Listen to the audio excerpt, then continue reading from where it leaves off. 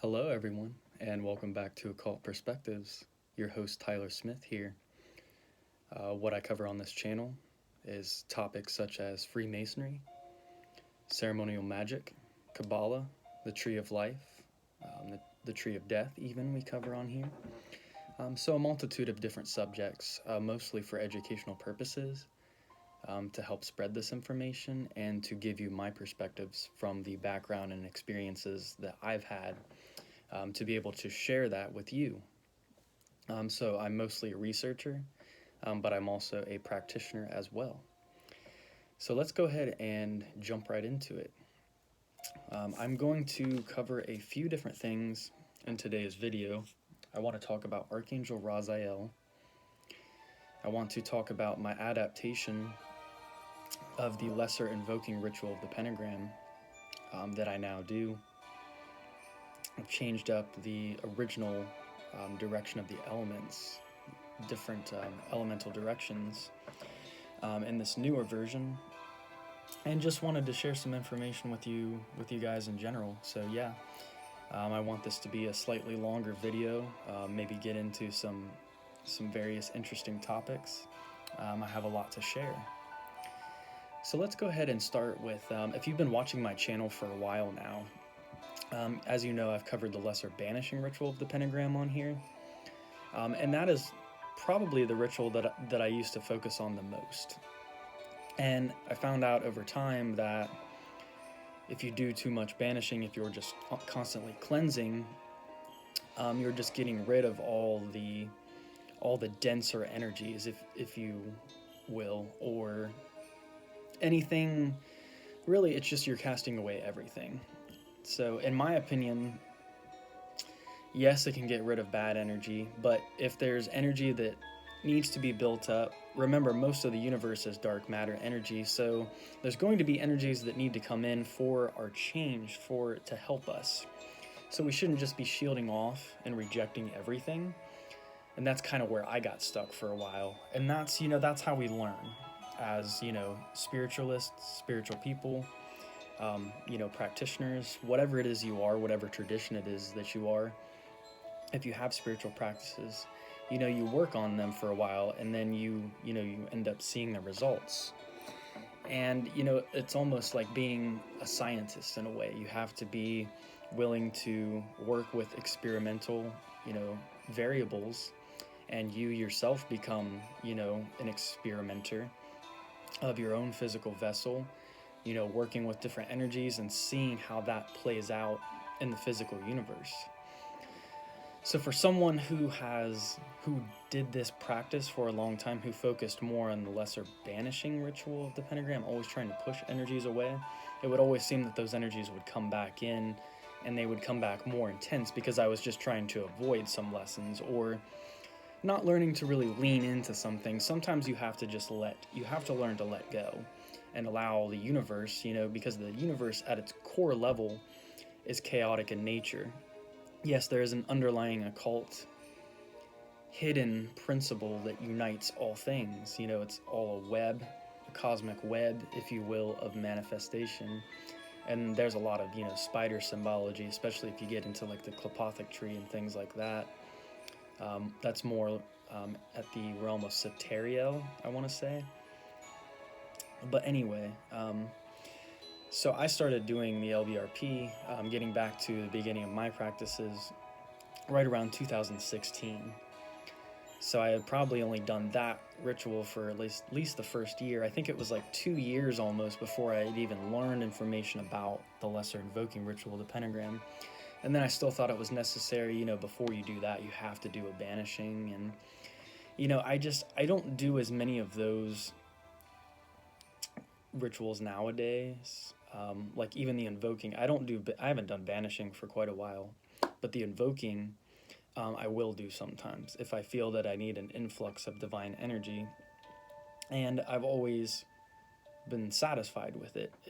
I don't feel like, especially if you're not doing it all the time, it's more about what you need. What is your path truly? Are you going through an initiation system to, work your way through each Sephiroth and then, you would become the equivalent of a higher level adept within an order.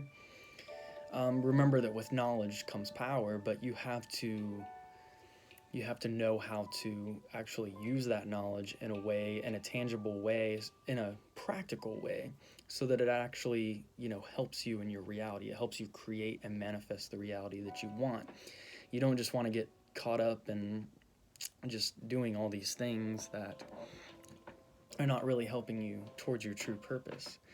So really, it's just more important that you stay focused on your true purpose. And sometimes you have to ask yourself which practices are necessary for that, are actually going to help me, and which practices are not. And trying to work with different energies and try some different things out. Now, I had a meditation. I had intended on doing a lesser invoking ritual with the pentagram when I was over at my parents' house, but the window was kind of open, so I was like, you know what, I'll just sit here and I will envision myself doing the invoking ritual of the pentagram, and then I will use some Archangel Raziel tones, which I used from Magic and Music. If you have not checked them out on YouTube, go ahead and go over and subscribe to their channel, and there are a lot of good meditation tones for all different kinds of traditions. But anyway, now there is an Archangel Raziel meditation video. I pulled that up, and I pulled up on my phone the sigil of Archangel Raziel, and it was only like a 15-minute meditation. It couldn't have been much longer than that, but it was a very profound experience, and we'll get into that in this video. Some of the things that I queried about, that I was asking about, and the insights that I received from that short meditation, yet very powerful meditation. I was not expecting anything like that. Even afterwards, I was still feeling kind of tired, but it was just such an influx of energy. I almost felt lightheaded and things of that nature. So it was very like overbearing, almost overwhelming, but not quite. I just had to kind of sit after I was done afterwards and just absorb and basically remain and sit still and calm with that energy, and really kind of discern what it meant.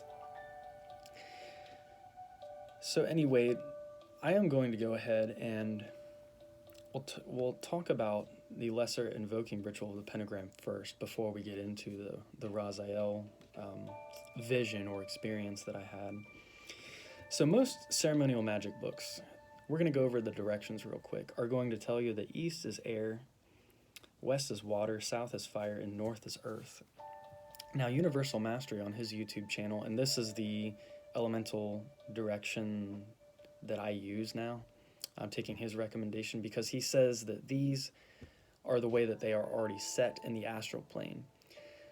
And I was even thinking of some synchronicities in like Masonry and the Lodge, and the way that they have the directions set up. And we'll go over some of the analogies and the things that do make sense with both systems, really, because I'm not going to say that one is right or wrong, but something intuitively tells me that Universal Mastery is correct in this formula if you want your elements to actually work out for you. So he has east as the fire, as the direction of deletion, actually. So I will face east if I'm doing a banishing for some reason. And banishings you don't really need to do very often, only if you're really in a space where you feel that the energy maybe it's a really like messy place. Maybe it's not even your home or something, or maybe you just know that there's been not super discordant energies that would interfere with your workings.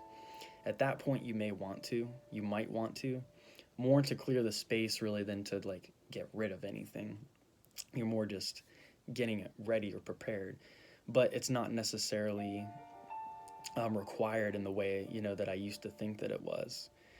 I used to think if I didn't banish, like something would go wrong. But remember, you're invoking the angels, or evoking them, I guess technically, because evocation is where you call them forth in front of you. But I also envision the energies, within myself too, as maybe coming into myself. So it's also like an invocation. It's both.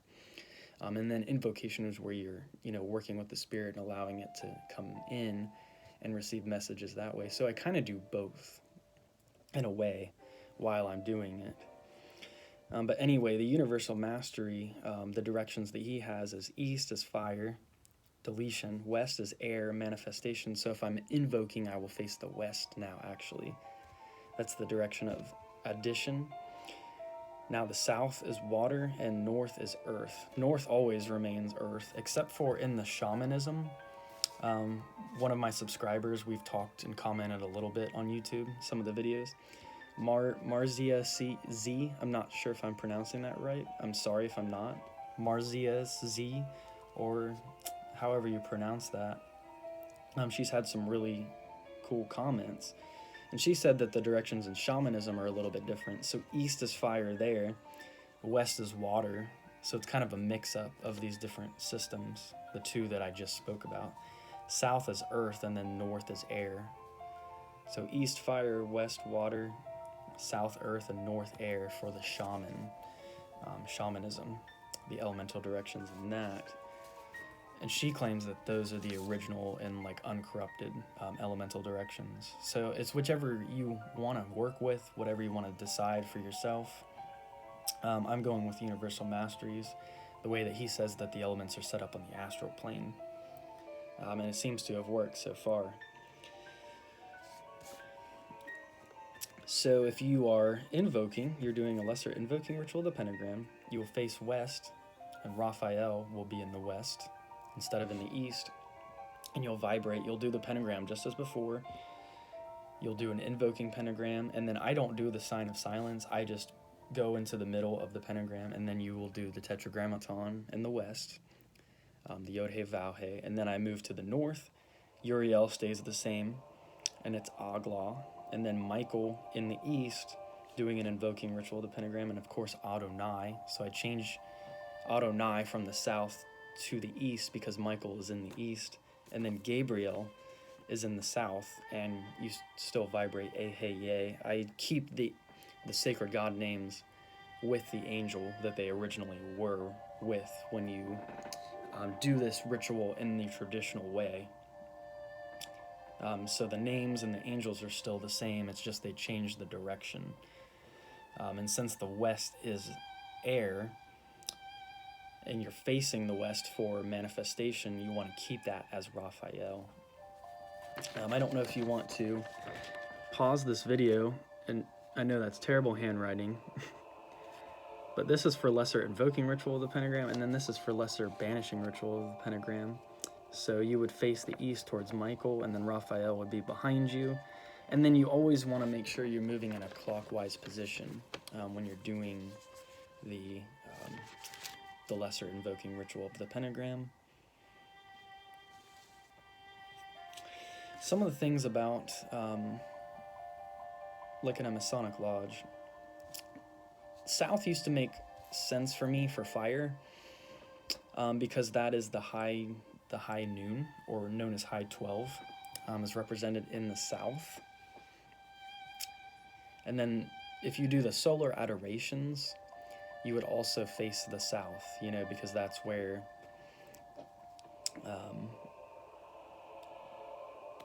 that south corresponds to high 12, and you would face that direction. So it is moving the south to the element of water. It may not make total sense in that aspect, but we're talking about the way the elements are set up on the astral plane, so it's going to be a little bit different than the physical world. North is always darkness, so that's like represents the midnight sun. Now the west is the setting sun. So now I've changed the west to being air in my rituals, but the west, originally in most occult books it's going to be water, the element of water, which does make sense because of the baptism. Baptisms would traditionally take place in the west, which is associated with the element of water, so I can understand that correlation as well. Now the east makes more sense for it to actually be fire. Now, because I used to think it was air, of course. I always did the east as the element of air. Oh, excuse me. But being Archangel Michael, and being up in the east makes sense from the worshipful master's perspective, and he's looking out into the west, which is the area of, interestingly enough, addition. So maybe think about that a little bit. If you're a Mason and you're in Lodge, think about the different correspondences with these elements. I think, if I remember right, Michael is the oldest archangel after Lucifer. I think it's Michael, and then Raphael. I could be wrong, but there's some correspondence and significance there as well. Now, if we look at this is going to seem strange, but Lord of the Rings, where is Mordor? Mordor is the land of shadow, and the fires and the volcanoes. It's in the east, and that's where the all-seeing eye of Lucifer, or the more dark polarity, eye, we'll call it that for lack of a better term, because I don't want to use words like evil and things like that. It's just a different polarity. It's a different spectrum. It's a different aspect of creation. The negative and the positive are they're equally as important. And this path, in a lot of respects, is about balancing these two different opposing polarities. And go ahead and also check out my friend, I think, Sacred Shame, I think he keeps changing his YouTube channel name, but I think it's Sacred Shame now. He just posted a video, and he was talking about how we transcend through opposition. It's really the opposition of these polarities that allows us to actually transcend, and there's a lot of lessons in that if you know about Thamiel, on the Tree of Death, which is the double-headed, it's Satan and Moloch. It's through the pressure, it's transcendence through pressure. That's not exactly the way we had worded it. There was a different wording to it, but basically transcendence through duality, or the pressure of these opposing forces is actually where the transcendence lies. So a lot of people think, that's why the real wizards of the world, they understand how the polarities of all of these different forces work in the world, working against each other, so to speak, but then how they bring about the fruition of something peaceful and harmonious that's the whole order out of chaos, using the polarities, the oppositions, the opposing forces to bring about, some kind of union. This is understood as Ma'at in the in the Egyptian philosophy. Ma'at is the personification of truth, justice, and the cosmic order. Daughter of the sun god Re, which I'm assuming is Ra. Those are probably analogous, the same, and then also associated with Thoth. So this has a lot to do with the solar adorations. I'll even probably read a passage from the hierarchy which associates with those. I'm sorry if I do seem all over the place in this video. I am just trying to cover a lot of different things, and maybe some questions you might have in regards to your practices in this video. And then you can always ask me more if you want to. I'm always glad to answer questions.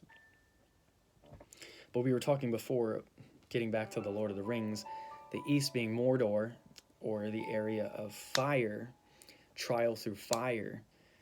Sam and Frodo, they had to go through that trial, and then they end up going west to the Grey Havens. So think about that. It makes sense if the east is fire and the west is air. The west could still be, it makes sense for it to be water as well, but on an astral level, or the way that the elements are set on this plane, it seems to be that west is air. So there's always this idea of going into the west in Lord of the Rings. That's where the elves go, and that's where they go to retire. They basically go there there's an analogy between this and the anchor and the ark. If you've studied Masonic symbology, could do a video on the anchor and the ark sometime. But it's about the prosperous, getting to the place of peace, the prosperous land, where the divine ship eventually takes us, but it's after the trials of fire, the trials which are now coming into this world, and it's that ultimate resistance, the ultimate meeting of self, the ultimate transcendence through the trials. And then after you basically succeed, you overcome, and then you can go into the place of peace, into the west, where the elves reside.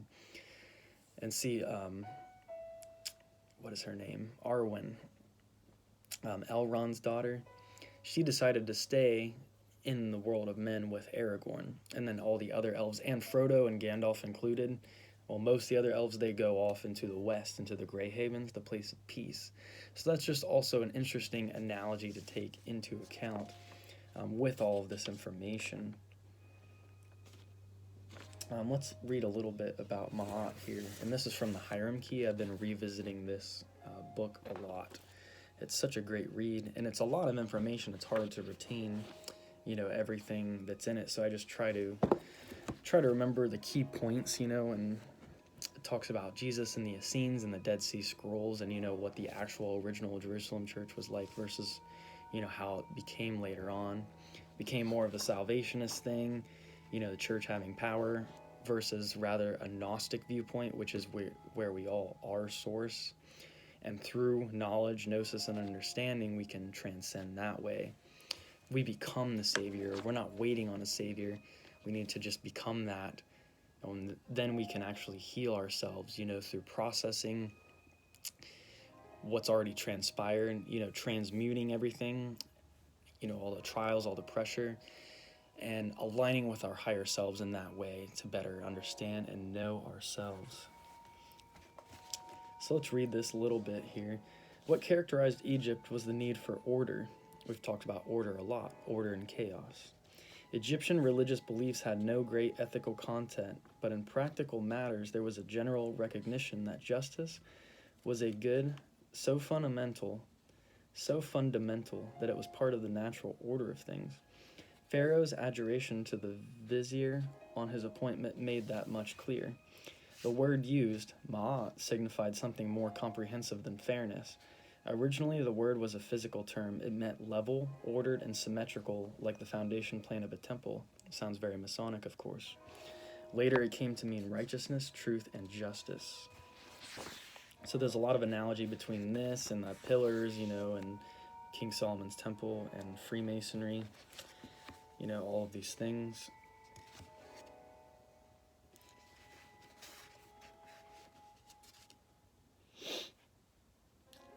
I think I may have. Here we go. Missed my place. Misplaced it. Ma'at was perceived as a goddess. She was the daughter of the sun god Re and sailed across the sky with him in a boat, and she is often depicted as standing at the bow, ensuring that a true and perfect course is maintained. You'll recognize this, and if you've done the solar adorations or looked those up, I have a video on that. Ma is shown with an ostrich feather in her headdress and an ankh hanging from each arm. The ankh was and is the symbol of life. Its form is a crucifix with the top section split down the middle and opened up to form the shape of an eye or boat in a vertical position. A further very significant discovery for us was that Ma'at's brother was the moon god Thoth, who is often shown at the bow of Re's boat alongside Ma'at. So there you go, a king, and there's this whole kingship ritual that took place too that it talks about in this video where, the person that's about to become king goes through a ritual that's usually done with some kind of substance to allow them to have this astral journey into the stars, and they converse with the old kings, and then they become a Horus, and they converse with the Osiris, all of the Osirises, the past kings. Then they come back with that information, and then they have like the divine right to rule. So there was this big kingship ritual that took place in the pyramids. And a king that fought evil was said to be a good god, an heir to Thoth. So I thought that was interesting. And of course, Jacob and Boaz, strength and to establish with the whole Ma'at ideology. All of that's connected. All right. That's right. I did want to pull out Damien's Angels and Archangels as well, and go over a little bit about what he has to say about the lesser invoking ritual of the pentagram. The lesser banishing ritual of the pentagram is all about purification and eliminating unwanted energies. And as I've said before, these are sometimes energies that if we properly channel them and properly transmute them can actually be beneficial for our growth and development. But a slight modification to the practice turns it into an invoking ritual. And remember, there's invoking within the evocation or invocation, even when you're doing the middle pillar or the lesser banishing ritual of the pentagram as well. But this is the lesser invoking ritual of the pentagram is purely invoking. I was trying to play some Zelda soundtrack, but this one's not as ambient and piano-like as I was hoping. There we go. It's a little calmer.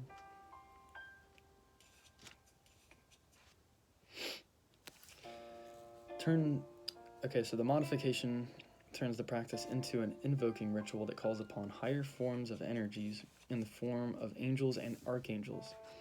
The lesser invoking ritual of the pentagram entails pulling their divine energy into your sacred space and aura in a highly concentrated yet balanced form.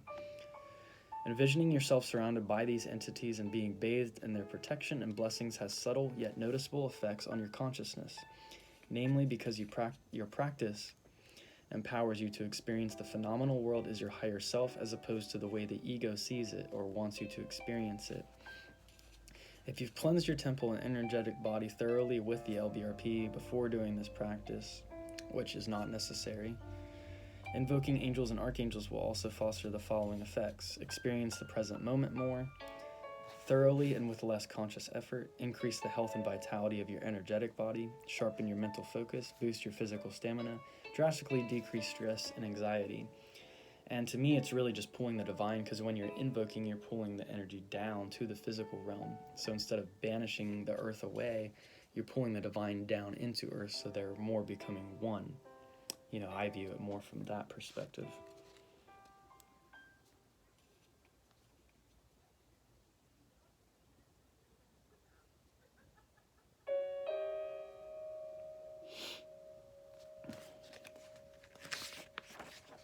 And then he's talking about if one of the archangels or the elements appeals to you more, or you have a specific need in mind, feel free to use just one of them in each direction.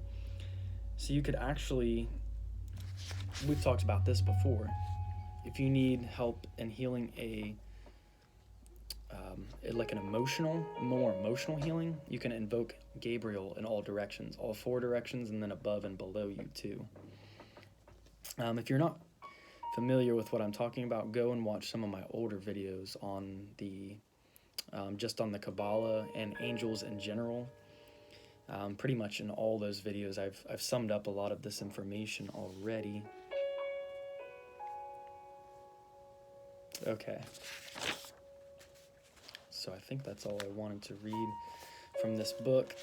And then it's always good review too. I guess I could go ahead and read this real quick. The difference between angels and archangels.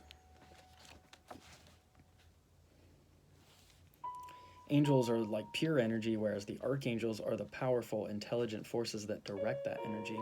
So like the raw planetary energy of, say, Jupiter, those are angels. When we talk about the consciousness or intelligence that governs that energy, we're talking about archangels. Angels are everywhere, the substance of which the cosmos is made. Archangels are essentially stars, just a couple steps down from God, making them relatively easy to contact. And remember, though, that angels, they can destroy or use parts of your soul, drain energy to bring manifestation into your life, whereas demons are the opposite. They'll bring destructive energies into your life, or they'll destroy the reality around you, but they can add power to you. And that's why I recommend working, a little bit with both. The demons are really, especially Lilith, helping me to overcome some physical things and really get grounded back in reality and understand the Divine Mother, especially if you're wanting to work through, how should I word it, sexual discipline. I find that Lilith is really the best teacher for that. Now, if you're coming to her and you are not wanting to work on that, you were just wanting to stay in your kind of mentality where you're like, oh, I can just do whatever I want and get away with it, that's not really what she's there to teach. She's there to teach you how to cultivate your personal power in a way that it's like where you're in control, and you can harness and tame that beast energy, but she also brings it in so that you're going to have to face those parts of yourself so that you can overcome them, so that it's happening in a holistic and healthy way, and you're not just, like skipping steps, things like that. So if you really want to learn how to discipline yourself in that way and channel sexual energy, I recommend Lilith, and then Archangel Michael is good for just helping you in those, romance, intense situations, intense energies, I guess I should say. I think it even says in here, Archangel Michael, and then Hanael is good for like love and romance and all of those things. What does it say? Michael, to enhance passion. Yep. So, anything pertaining to courage, willpower, ambition, or sex drive is the arena of Michael, he says in here. So, all right. So now I'm going to go ahead and get to, I pretty much covered everything. The vision or the experience that I had with Archangel Raziel, which was very interesting. As I said before, I just put on some tones from magic and music. I had previously done like a Kabbalistic cross and an invoking ritual, just, visualizing it. Not even going through the physical motions. It's always stronger, in my opinion, though, if you actually physically do these rituals. So in this vision, I'm going to go ahead and pull up some images really quick. What happened was I was at the top of this, almost this, like, tier. I don't know if you can see the image there. There were no waterfalls or anything like that. It was much darker and more like canopy of heaven. And if you're, a Mason, the starry-decked heaven, there's analogy to this. So Archangel Raziel, I talked about it in one of my prior videos about Raziel and Lucifer, actually. I think it was that one. How the gate of heaven, it's not like this bright light, what you typically think of up in the clouds. Like, I saw it as this giant, massive wall, kind of like in the Mines of Moria in Lord of the Rings, but imagine that bioluminescence blue and white lights that are on the door that Frodo and Gandalf, open. Imagine that along the whole canyon wall, and it was so vertically tall that you could not even see the top. That was the wall, or the real gate of heaven, because Archangel Raziel is like the gatekeeper. So I was elevated somewhere up on top, but it was like this balcony, almost this, and this is actually from Halo, this image. So I don't own this image or anything, but as you can see, imagine there's no waterfall, but just this top of almost like futuristic looking like platform. It's kind of what it looked like, but imagine darker and like more starry, like more, just astrological, because we're talking about, when we refer to Raziel, he is the archangel of the zodiac, of the stars, the thick stars, the heavens, and that's the realm of angels too, because we're talking about stars. Another image, and I don't know if you can see it, this is from, and this music too is from Breath of the Wild, Zelda, but I don't know how well that's Zora's Domain. It was kind of like this too. You had almost this upper balcony, but you couldn't see the bottom like that, but it was very futuristic, almost Atlantis looking, like, I don't want to say prehistoric, ancient civilization looking, but also futuristic, because in the ancient cultures, they had technology that was much more futuristic and advanced than what we have now. And so I was up there with Archangel Raziel anyway. That was just to give you a little visual and maybe envision it a little bit. It was so intense an extreme in the moment, I just totally let the vision take me. And these are things you can't really explain in words, so you just have to try your best to really put your point across. So I was shown how the worlds, he could view from this deck, the starry deck, we'll say that for lack of a better term. You could kind of look down and see how all the worlds, there were so many worlds and universes and manifestations below, and how the souls, their journeys could somehow, I cannot even remember exactly how the visualization worked, but you could look down and you could see all these lines moving up along, working their way up to this platform. And it was symbolic of each soul's journey as they're traversing through all their different incarnations, all of these things to learn the lessons, and they're working their way up basically to get to this place, as what it seemed like. I know it sounds very strange, and there were a couple of questions I asked Archangel Raziel as we were standing there. This reminded me of some kind of like TV show or something I'd watched too, with almost like a Father Time type of feel, like a Chronos, watching the clockwork of the universe. That's a really good expression for this whole thing. And I was asking him, one of the questions and things that I've always had a hard time with is when it comes to primal drive, why is it something that's always bothered me is, and as I mature and I'm learning, I'm trying to learn. I don't even necessarily have to know the how or the why, but it just seems like so many people go through so many bad ordeals. I myself, I've had a blessed life where I haven't really had too many things that have been traumatic to me, but I've heard a lot of people's stories at this point, and they've just been in like terrible relationships, or they've been with abusive people. And I ask, why is this? Why is it that people just get stuck in these shitty situations? And why is it that, you have the animals and their drive to survive, and the sexual nature of animals versus, the higher intelligence of humans? Of course, we have that animalistic nature within ourselves, but we can transcend that as well. We have both. It's like the Baphomet. It's the divine, controlling and being in power of the animalistic nature. That's one of the characteristics that makes humans, higher up, more towards the God level, if you will, than a normal animal. But I was just trying to get some clarification, and it's all about evolution.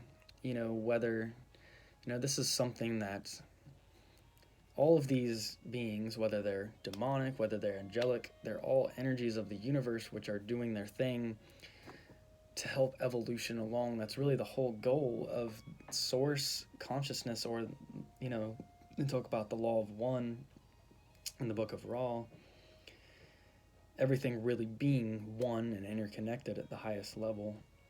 But as this consciousness goes into the physical or lower realms, for lack of a better term, or densities, in the beginning stages it's more about survival. So as we grow and as we mature as people, and we come out of like more abusive relationships, things of that nature, things that were not meant for us, but they gave us trials which helped us see and become stronger and be able to overcome those things. But the insight that I was given is that in the earlier stages, it's about more the need for survival. It's less about consciousness. Then as the soul grows and evolves, it has more conscious understanding, and the carnal or the physical desires will match the higher desires. It's if we look at even something like love on a higher level, it has to come from a spiritual, then it goes down to a spiritual, mental, emotional, and physical. Those are the 4 levels. I couldn't remember what they were, but those become more interconnected. So basically you start to live a life that is more in accordance with who you truly are, in your, at a soul level. You're living more that life, and you're more around the people that you need to be, or you're in a relationship now that actually reflects those higher aspects or qualities of your character, rather than you having to be focused solely on survival You know, a lot of people think they can't get away from a certain someone just because they wouldn't be able to. They may not have the financial means. You know, whatever the case may be, or they may feel trapped. At that point, it's more about survival. So as you move, the soul moves forward in its evolution. It learns to come into contact with people who are more feeding their soul's need, the higher need.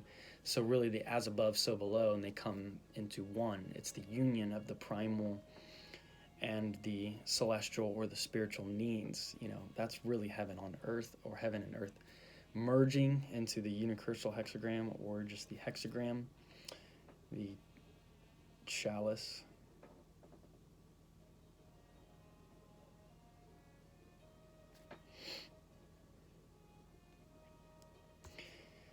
So that was kind of, you know, I'm not really describing, you know, it too well. As I said before, it can only be explained through words so much, but this whole experience, it really gave me a holistic healing, because it had really expanded my understanding, and I felt like healed on a pretty deep degree after this experience. There was one more insight which I got, which is that Source opens up a gate to a new world, and it almost looked like a sun. So what happened was I saw this like ball of energy, and you know, if you've read Dante Paradiso, this Source or God or whatever is personified as basically the sphere of light. It's the brightest sphere of light, and all creation emanates from it, every possible manifested experience. And so to arrive back at this thing, which we can only best describe as a bright light or a sun, we're just going to use that symbology to explain what this is on a higher level. If you went through it, it was almost like a portal. Remember, we're not talking about the physical sun, we're talking about, you know, the source. I don't know if this would be Ein or what. Or maybe this is just the Ein, there's the Ein Sof, which is the limitless all, and then there's the limitless light. I'm not sure which level of creation it was. But what I was intuitively told, you know, for those who are wanting to be escapists, who just want to ascend and they don't want to experience what they're meant to here on the physical realm, because I was in that space for a while. I just wanted to transcend and like become this light being and just be free in the etheric realms or whatever, the astral, you know, however, you know, kind of my deluded self, you know, saw it as. So, you know, it's important to remember the physical aspects. We're here having this experience. It's important to be here in the now. But in this source space, which you know, you connect with this energy intensely when you're doing, you know, your works, such as the lesser invoking ritual of the pentagram. So you can get an idea or a concept or a grasp in human ideas or human imagery, I guess, to the highest that we are capable of. You know, we connect with this source, and that's how we get intuition. That's how we get information and knowledge, which, you know, is more intuitive. You know, it's more that female being able to receive and download things, that kind of energy, the magnetic energy. But anyway, the source opened up a new gate, which could be synonymous with the universe B. You know, they talk about that a lot in the left-hand path. It's like the new creation. But what I was told is that when you go through this portal or whatever source, I'm not even attempting to try and explain exactly what, but that would be the entry point into the new world. But you would have to have experienced everything you wanted to in the prior world, because once you go through that portal, there is no coming back. So these were all ideas and things that came with me. Remember, this was just a 15-minute meditation, but it was very profound, and it was just, Raziel was showing me the mechanisms of the universe, if you will, in such a neat and personalized way. I felt like a lot of these things are personalized for us to grasp them as much as we can in the human state. What it's all boiling down to, you know, we can't see the calculations, you know, and all of these mechanisms exactly the way they work, but when we become, you know, vessels of our higher selves, the divine influx of energy, and we can learn to become better tapped into that and receive what we are meant to receive.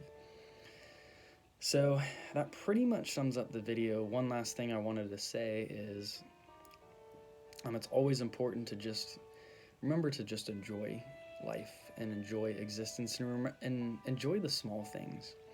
For me, as a being a father now, that's such an enjoyable experience. Like, just being able to watch my son grow up and be with him, and he's a happy, healthy boy, and that's that I'm so blessed in that regard.